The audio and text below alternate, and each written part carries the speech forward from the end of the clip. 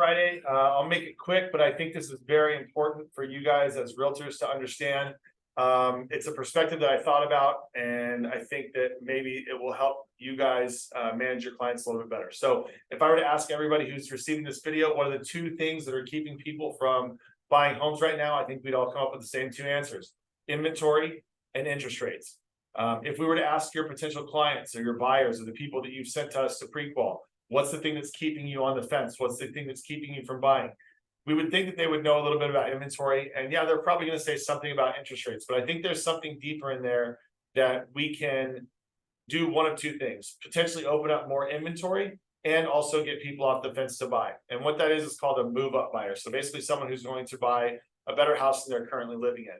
And the question you may ask yourself is, yeah, most people are doing that, but if they're not going to because the interest rates are too high. But we're thinking about one interest rate, and that's the mortgage. So I want to show you something. I want to share my screen and show you something that I think is valuable. I'm not going to go through the process of doing the whole presentation. I'll show you some slides.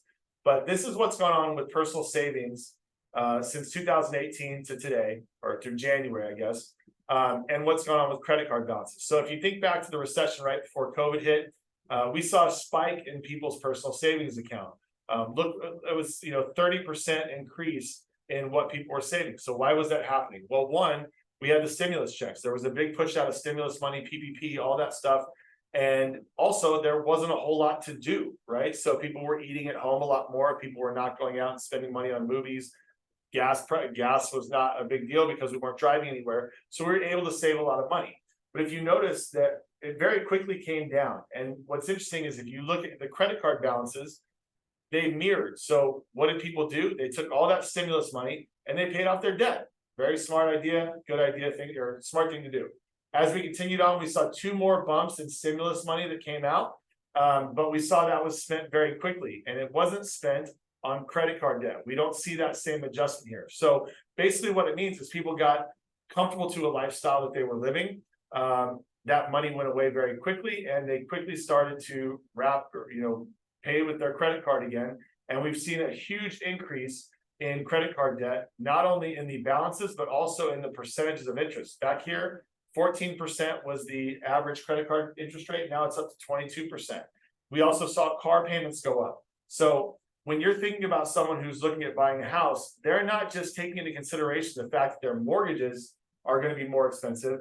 They're saying, well, shit, I already have so much debt already. How could I possibly afford to move up into a new house? So that's an idea that I wanted to show you. If we look at the average loan to value of homes since 2008, it's gone up. So this is their equity position has gotten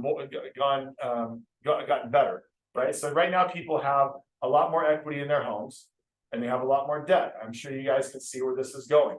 If we look at someone with a blended rate calculator and say, okay, you have a mortgage on that property that you bought of 3%, we don't want to get rid of that. That's the reason we're not buying. But you also take into consideration that they're spending money on their credit cards, and those balances and the interest rates are much higher. So the total amount of debt that they have is not just this 343, it's 411, and their blended rate is 6.331. Now we can wax poetic about amortizing credit card debt over long term, but the bottom line is people are looking at the current screenshot of what their life looks like. They're looking at how are they affording to put food on the table, how are they going to get through the next payroll cycle. And so the idea is that we can use debt consolidation to purchase. So take into consideration someone borrowed a property, that same scenario, they have a 3% interest rate, and let's say rates are at 6.75 right now. They're maybe a little bit above that, but we can obviously buy down to get that as well. So the original purchase 6 years ago, they have a $500,000 house. They had a $400,000 loan, so they put 20% down. The estimated value of the home today could be $695,000. The remaining loan balance after they've been making payments for 6 years, they've seen that come down. So now they owe $343,000, and we'll add in the cost to sell at $35,000, right? Maybe that's a little bit high.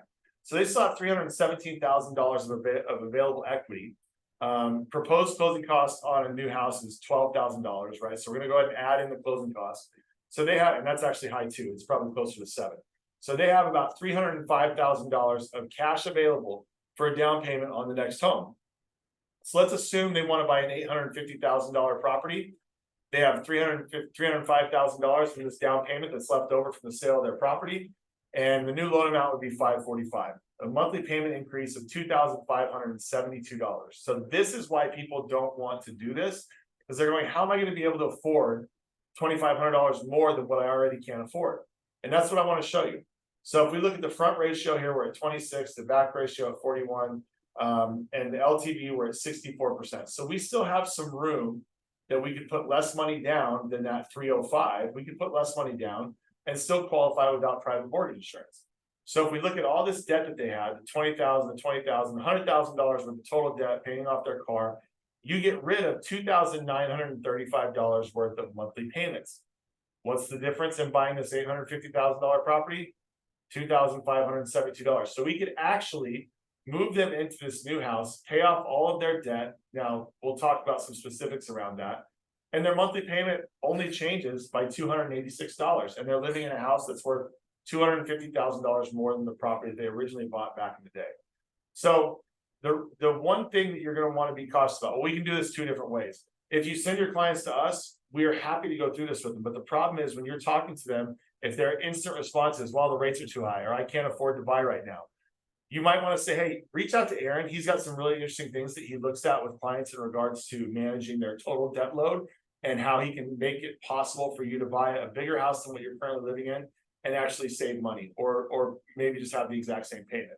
The things that we will be telling them as their lender is, look, you are now amortizing that credit card debt. Yes, you have a much lower interest rate, but that's over 30 years. So you need to be very smart and disciplined about not racking up your credit card debt again, because that could very easily happen. And then you're in a terrible situation.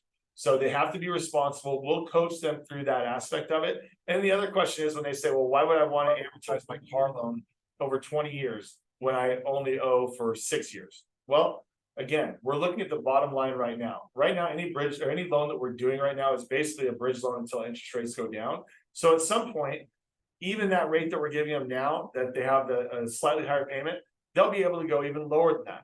So this is just an opportunity. And by the way, I know you guys don't look at credit reports on a daily basis like we do.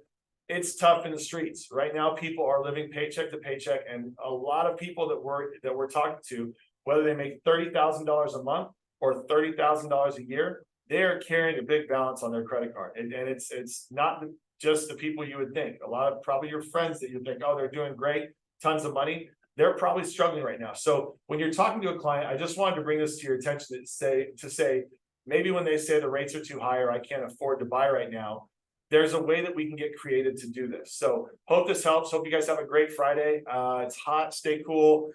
Better weather's coming. Stay focused, keep working on your business, do the things that make you successful, and work on something every day and focus on what you control. Hope you guys have a great weekend. See you later.